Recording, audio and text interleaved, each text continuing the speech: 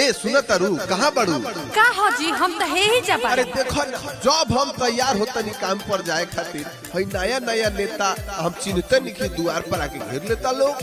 अरे मत कही नेता लो तो रोज भोर भोर आके ए भौजी हमरे के वोट दिया गोड़ पकड़ लेता लो। जान ना पहचान हम तेरे मेहमान वाला हाल हो गइल। एकदम सही कहता रू। अरे कोनो उपाय बताओ का कहल जाए इनकरा लोग से? सुनी न जान तनी कहाई सब लोग के दियाई लेकिन हमनी के वोट राजेश भैया के देवे के बाटे ध्यान में रखे। हाँ एकदम ठीक कहता रू। नया नया नेता दुआरा पयावता लो भोरे भोरे हमर काम जो हुआ लो। ये सुना तारू अरे बताओ का उपाय बा बोलो। नया नया नेता दुआरा पयावता लो भोरे भोरे हमर काम जो हुआ लो।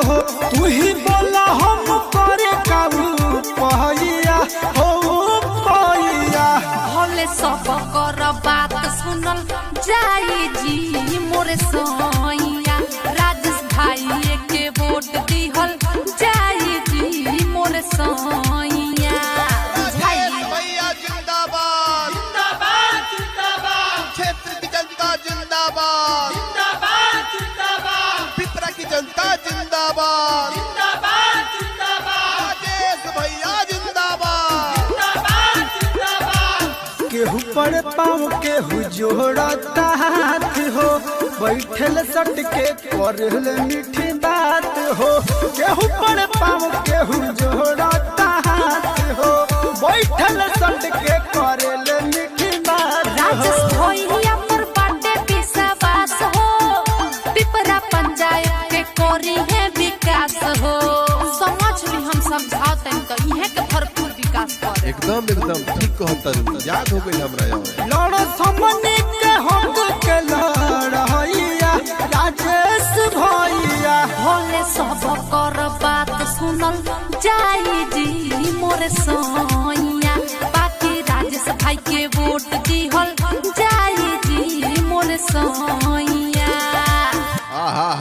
अरे जान जा बाबू आकी काल ले जौन नेता लोग हमरा के देख के मुंह घुमा लेता लोग ए बड़ा क्वाच पे गोलवे धलेता लोग।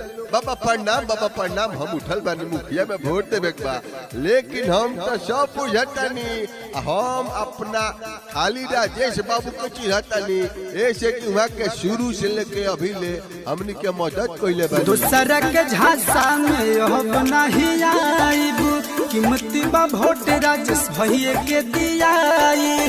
दूसरा के झांसा में अब नहीं आईब कीमती बा वोट राजेश भैया के दियाई। लालच में जदी फंस जाइब फिर 5 साल रउआ पछताई। आ जान हमनी के कोनो लोग लालच में नहीं खावे के। एकदम ठीक कहता रू। अरे राजेश भैया के जितावल दिए। राजेश भैया होय है दुख में सहाइया हो सहाइया। भोले सब कर बात सुनल जाई जी मोरे सैया बाकी राजेश भाई के वोट दिहल जाई जी मोरे सैया।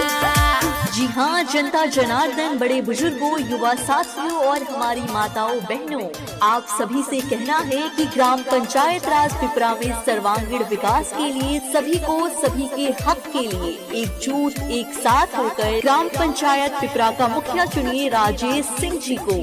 आइए हम इन्हें ही विजयी बनाएं, आइए हम इन्हीं का साथ दें।